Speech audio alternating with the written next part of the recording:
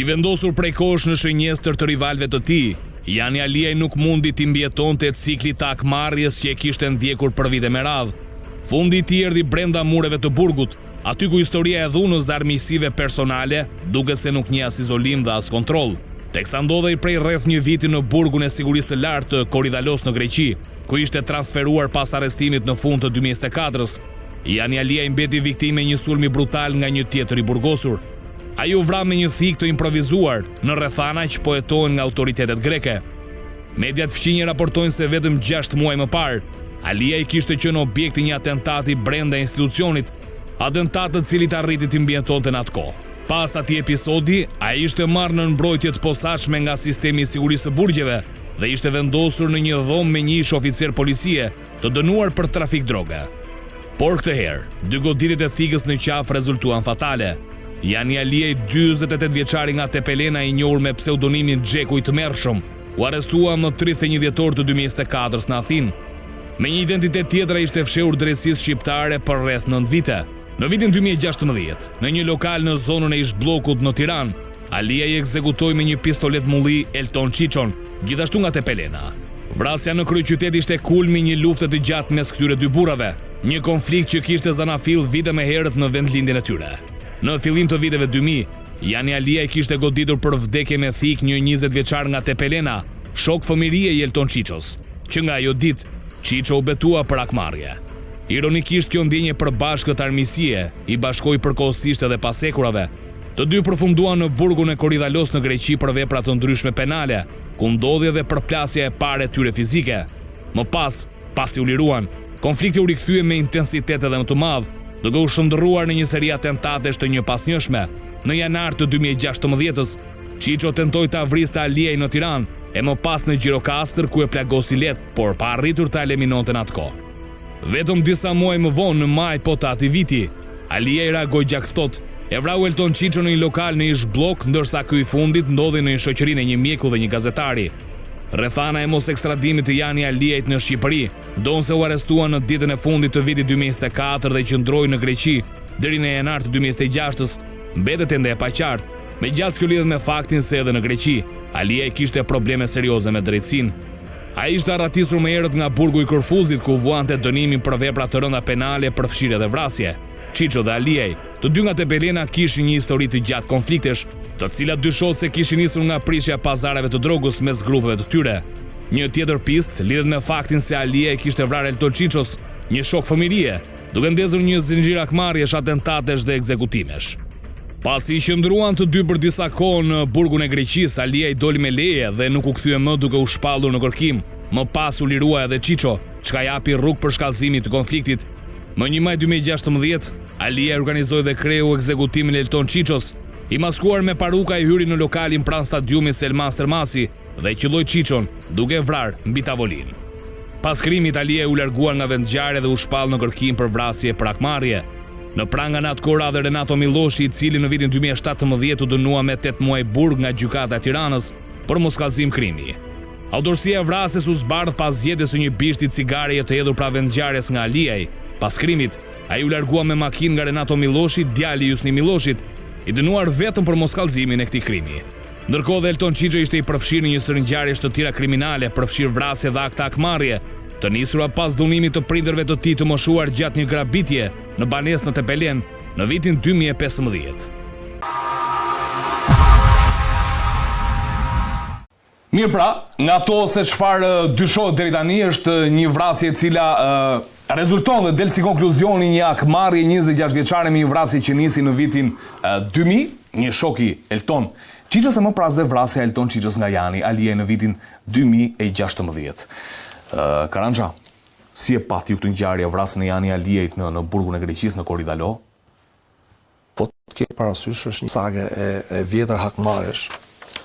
Fillimisht ta njerëz, personat të përfshirë të ngjarje kriminale kanë qenë shok me njëri tjetrin, po siç ndodh gjithmonë me shqiptarët që zihen me njëri tjetrin, ndodh që vrasi shoku shokut. Dy mishi kanë qenë shok para një rreth shoqëror që kanë pas lidhje me njëri tjetrin.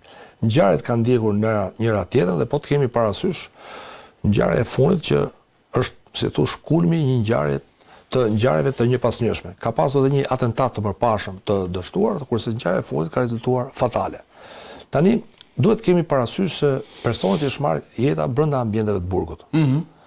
E para, pra domethënë ka qenë përgjegjësi e autoriteteve greke ti ofrojnë siguri këtij personi, po i kanë ofruar gjithë llojet e sigurive, kanë kaluar nga ana e grave e tjerë. Domethënë shohim një hakmarrje të tillë, një hakmarrje të tillë që pavarësisht parandalimeve të bëra nga autoritetet e burgjeve ka qenë e pashmangshme. Konstatohet që edhe në burgjet greke, që është një vend i Bashkimit Evropian, ndodhin ngjarje. Ka ndodhur ngjarje të mëparshme. Ka ndodhur largime nga vendi i qëndrimit. Po të kemi parasysh të krahasoj me burgjet e Shqipërisë, ose po i them ashtu, po jemi më për sa i përket pasojave të veprave, pasojave veprave penale që kanë ndodhur, jemi më mirë në kuptimin e statistikave me pasojave të ndodhura në burg. I kemi të sigurt deri diku. Kemi të sigurt përveç rastit të propozimit ka mbështypjen që nga Sokol Mjasa që vrau. Rasti i Peqinit, rasti i Peqinit, pra në përgjithësi kemi. Kjo është një ngjarje e paralajmëruar. Këta kanë një hakmarrje të vjetër midis njëri tjetrit dhe ka ndodhur shumë ngjarje. Dhe tani personi që ka bërë vrasjen, nga dhënat që kemi parë nga media, ka qenë i akuzuar për një vrasje tjetër, është një shtetas grek, dhe gjatë të ajrimit ka gjetur momentin me një mjet të simuluar, pra me një mjet të fortë, të cili i ka sjellë pasojën fatale që është marrja e jetës. Por ky person nuk ka pasur, autori nuk ka pasur konflikte drejt për drejt me viktimën. Është një diçka që tregon që mund të jetë porositur nga persona të tjerë. Do jenë organet greke që po do hetojnë rastin, por pasoja ka ardhur. Pra kemi të bëjmë me një eliminim fizik të një shtetasi shqiptar në burgje. Nuk mund të themi për shkakun që personi që shikoi çun për të vrarë, ata kanë marrë maset brenda mundësive sepse burgje, një person që është në burg për shkakun, merr gjithmonë i vret mendjen si të bëjë një pasojë. Edhe në çdo vend botës që ke sende të paligjshme, në Amerikë, kudo që shohim që madje janë bërë dhe subjekte filmash, që sende të paligjshme futen, deportojnë. Improvizojnë thika, bëhen shpata me mjete të forta mprece, por duhet kemi parasysh se kemi me një hakmarrje të ashpër, me pasoja të ashtu, dhe ka rezultuar me ngjarjen e rëndë me fatalitetin. Kanë kosto që duhet paguaj grupi për shembull që ka, le të themi, ka pasur për hasëm, tashmë, Jani Alien. Kanë kosto për të paguar dikë i cili e merr përsipër brenda një qelie të vrasi dikë tjetër. Kosto ka, sepse se të paguash një person, por duhet kemi parasysh se këta janë njerëz se asnjë person për shkakun që është në punë vet, në hall vet ose ka punën e vet, nuk ka interesi të merret me këto punë për të paguajë të bëjë.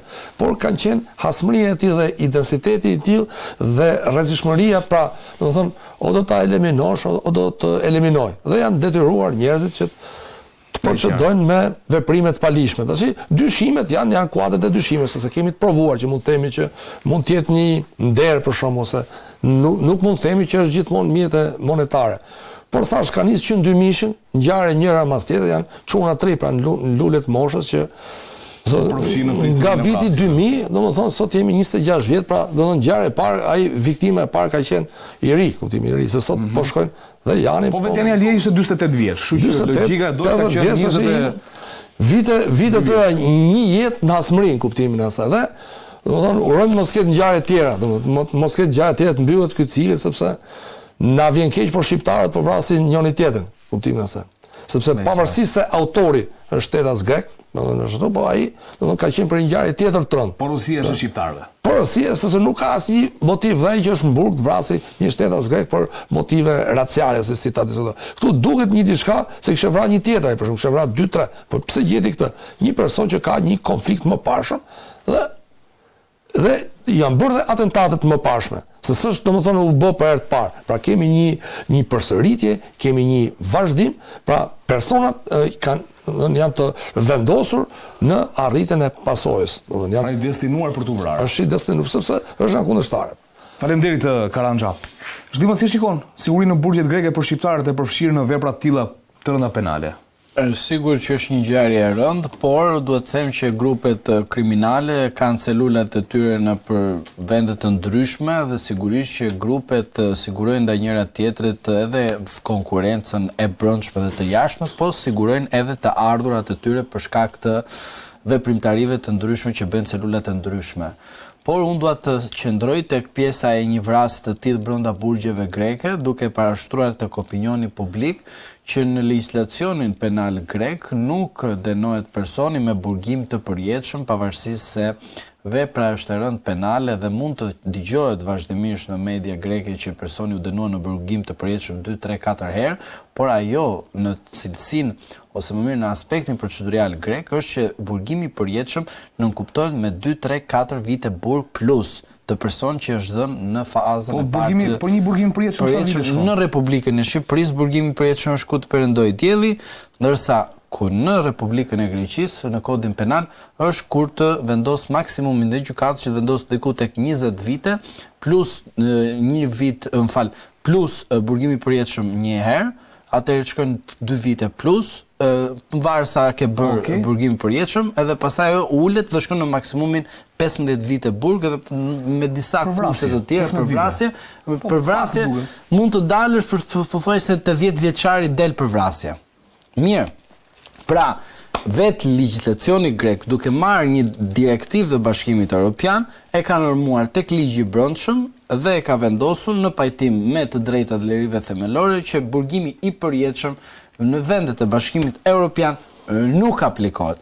Dhe sidomos edhe në Shqipëri, në rast se Shqipëria e merr atë direktivë tani që është në fazën e para integrimit, mund ta vendosi dhe burgimi i përjetshëm në Republikën e Shqipërisë do të hiqe për shkak se është një direktivë e Bashkimit Evropian. Kam një pyetje, personi që vrau Jani Aliajin. Bëni krimin.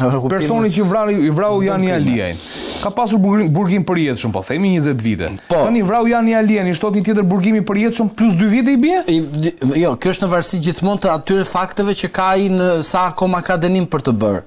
Ai normalisht do shkojë tek 20 vite dhe do ulet automatikisht. Dhe do përputet sipas nenit 55 që e kemi në kodin ton. Po këtu të vrasën kollaj burgjet greke. Po çfarë mendon ti? Legjislacioni grek është shumë ndryshe se sa legjislacioni shqiptar që është burgimi i përjetshëm derisa të perëndoj dielli.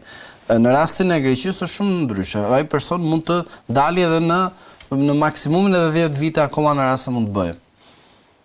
Maksimumi për bërë 10 vite, sepse ati do t'i numërohen të gjitha vitet që ka qenë në masë sigurie dhe përveç masë sigurie dënimi, puna brenda në burg se si ka qenë pra është punësuar apo jo, llogaritën në rast se ka precedente të parshme penale të rënda dhe çfarë karakteri kanë ato, janë shumë rrethana, pra nuk është si puna jonë që je burgimi përjetshëm, po nuk jam dënuar, jam i martuar, jam kështu, po s'ka rëndësi burgimi përjetshëm.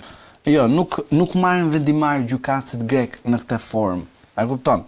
Jam pak më ndryshe në aspektin e vendimarrjes së tyre. Kjo me konceptet tona në Shqipëri na lëvon përveç sepse ne i mytëm njerëzit për hashash për shkakun, i mytëm 15 vjet burg. Edhe do të them edhe një rast tjetër, që është shumë i bukur ky, kur bën një aksident. Sa më falë i kalbëm shqiptarët burgjeve, s'po them për vrasje, po kalbën shkretët. Po shuhet raca shqiptarë se moshën më vitale, shqiptarët po rrin burg, po dalin pleq. Po, edhe pastaj jam dakord me ty. Shqetësimi vërtet ky, pra ne nuk mundet të vendosim kaq shumë të fare burgos se janë në kulmin e rinisë tyre dhe në kulmin. Neve po cënojmë dhe familjen shqiptare. Kur burri është brenda në burg nuk është në kushte optimale. Pra duhet të jetë jashtë. Ju e dini, t'ju them edhe një herë se po dalin pak nga objekti. Ju e dini që për drogë në Greqi po nuk u kape në kushtet e flagrancës dhe kapesh në kushte jo flagrancë nuk futesh në burg. Do të gjykohesh në gjendje të lirë, do të dënoj apeli dhe kur do të dënoj apeli do të vendosi për shembull 4 vit burg, atë 4 vit burg ta konverton në shërbim prove, edhe të thotë okay, ti për 2 vite do vish për shërbim prove. Po, çdo vish do firmosësh çdo javë ose çdo muaj. Po, edhe ti po shkon te një sekretari aty më poshtë dhe thotë ai po e ankimova vendimin. Nuk është si puna jonë që do të vi vendimi arsyetuar do ta ankimosh. Vi bëhet edhe ky proces, po bëhet pak më vonë. Po thjesht personi nuk është në nivelin ton si është që burg edhe thjesht ta bëjmë statistikë dhe kësaj radhe. E kuptova. Tani edhe diçka tjetër për sa i përket edhe veprave penale të tjera, të cilët kanë të bëjnë karakterin që cënojnë sigurinë që është aksidenti apo pa dëshmi, çfarë bëhet në këto dy raste? Në këto dy raste personi merret mas sigurie ndaj tij, fillestare, kur nuk ka dëmtim dhe persona pra ngjarje të rënda me vrasje, në kuptim që nuk ka 2, 3, 4 të përfshira, kupton?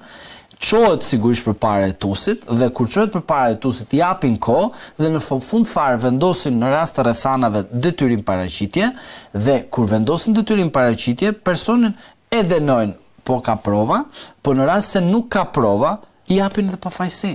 Dhe përveç kësaj tek rasti që kemi ne tek drejtimi i automjetit pa patent ose në gjendje të dheur në komisariat mbahesh vetëm 24 orë që të iki deja, paraqitesh përpara oficerit të policisë gjyqësore edhe para hetuesit, pra prokurorit, se ka dy standarde. Pra, ti shkon edhe te OPG-ja, ka vlerën e vet ai, jep mendimin e tij, shkon edhe te prokurori.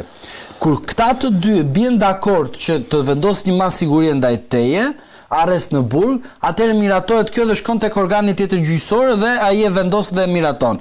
Në rast se këta të dy, OPG-ja dhe prokurori nuk bien dakord për një masë sigurie ndaj teje, futet një treshë quhet ajo përbërë nga gjyqtar dhe vendosin në rast se cila masë do të ishte e përshtatshme për rastin tënd.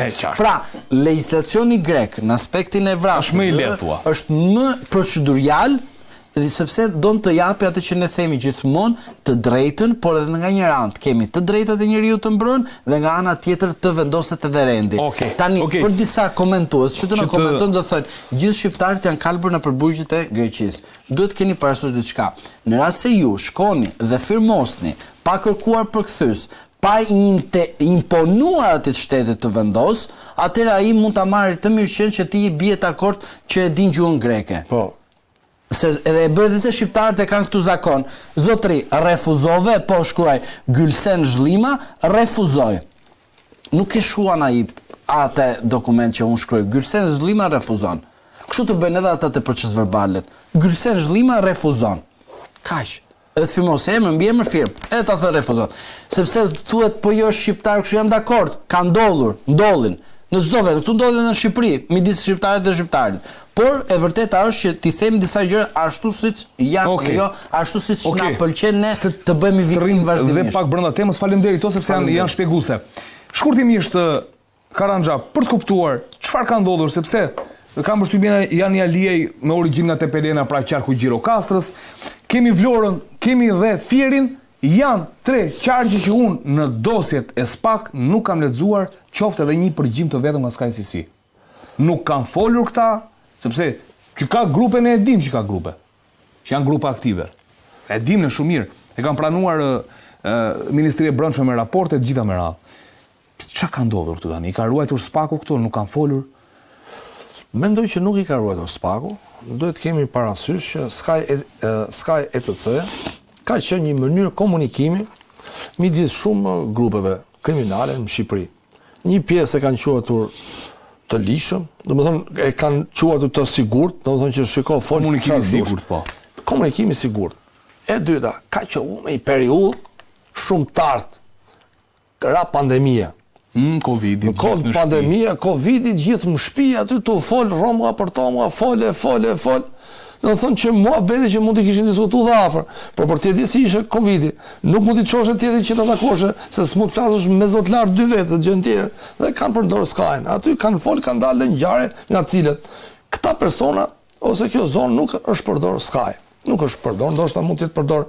Ti ishe përdor aplikacionet e tjera, WhatsApp-i do kishte ndodhur asgjë, ose Telegrami ose sinjali këto të tjera. Do të kishin paguar një ofertë Messenger i Facebook-ut. Të kishin përdor një ofertë 15000 lekë të vjetra që bot, ose atë ka qenë dhe më lirë, 10000 lekë, s'do kishte ndodhur asnjë gjë. Pra ndodhi kjo një pagujtësi dhe kanë, pra nuk kemi dhëna. Pra flas dhënat operative ose dyshimet e policore janë policia kriminale, janë të por prova nuk ka dhe nuk mendoj që i kam çef SPAK, ose po të kishte do kishte procedurë. Pra nuk del me as edhe një lloj vendi, do në kuptimin përdorimi këtyre. Janë treguar më të kujdesshëm thua këto grupe. Të shumë s'kan përdorur. Nuk mund të them ja treguar më të kujdesshëm, por ky aplikacion nuk është përdorur. Edhe Matrixi që diskutohet është vetëm 3 muaj që është hapur, shtator dhjetor 2024. 2024 sepse serverat kanë qenë, domethënë është kapur një pjesë e serverëve, ka qenë ndarë në grupe. Kanë rënë disa server që është hakruar sepse edhe kjo diskutim krejt tjetër vlera e provës Sky, domethënë është një diskutim. Është tjetër gjë. Gjykata kushtetuese i dha SPAK-ut çfarë i dha? Certifikatën e dështimit. Për Skype? Jo për Skype, për të gjitha komunikimet elektronike. Jo, se kam. Lexoj. Jo, flasim për Skype. 48, s'ka gjë, 48 faqe është. Arsyetimi i gjykatës Ideja është kushtetuese. tillë, gjykata kushtetuese ka bërë një qartësim që sekuestrimi i mjeteve të komunikimit elektronike duhet gjithmonë me vendim gjykate. Pra dhe telefoni është mjeti i komunikimit të përgjithshëm, sepse ka ndodhur në praktikë është bërë sekuestrimi i telefonit është bërë si trend. Pra jetë telefon me vetë dëshmimtar gjithë dhe futi gjithë me i vend aty i vej numër, domethënë siç burgose njerëzit e telefonat, filloi të burgose telefonave në thojse. Spaku të shesi telefonat tani. Tani telefonat, po të kemi parasysh, duhet gjithmonë me vendim gjykate, sepse janë privatësie. Por për mendimin tim personal, marrëdhënia më e madhe është sepse një person që ka telefon kur s'ka bëj gjë, urdhon merr, s'ka një problem. Por kush është fitoria në këtë vendim? Është që gjërat personale që janë në telefon nuk do dalin. Pra ke dhëna personale nuk do zbardhen fare. Pra është gjë personale lënë në telefon. S'ke pse më zbardhi shef dozën ti. Jo, zbardha. Po pra kjo pjesë nuk do zbardhet. Do të bëj volumin. Edhe me rritjen e volumit për shkakun që jo është dhe një video. Është një video flitet, po gjithë me video do merres. Tash me video. Edhe nuk merren njerëzit na shohin kush ishte në video. Si ishte gjatë i shkurtër ose i holli gjatë me pak kurriz dalet çan këto gjëra. Prandaj kishte vrim aty, s'kishte vrim. Nuk do merren më me jetën private të personit. Do merren vetëm me ato që ka lidhje. Diçka për interes të timin nëse aty del diçka tjetër për shembull. Duke parë atë duke gërmuar, gjen një tjetër vepër penale timin për shembull te celulari që ka sekuestruar. Që mu shërbej si shkak për hetim. Por gjithmonë, jo me jetën private, qofse jeta duhet marrë private. vendim tjetër nga gjykata për ato materiale pastaj? Tash të kemi parasysh. Ajo është provë. Qofse ti gje vetëm penale është provë. Por po themi jeta private. Mirë, dakor, jeta private po diskutojmë, sepse na kanë dalë shpesh gjëra tash, gjëra roz, që s'ka lidhje fare gjëra roz tash. Ka dalë gjërat, jo ishte kështu, ishte ashtu. Në shumë dosje që ka pasur spaku, nuancat e roz kanë qenë gjithë një të fshehtë. Domethënë edhe njerëzit kur vjen muhabeti e kanë jetën e tyre ata. Historive roza, ama si ishte çfarë thasën gjithë. Po, kur ishte qytetar aty nuk kesh ngjarje prova se dy smerët kush me provën. Çfarë tha ai? Çfarë ka pasur poshtë lart, domethënë janë gjëra që teknike.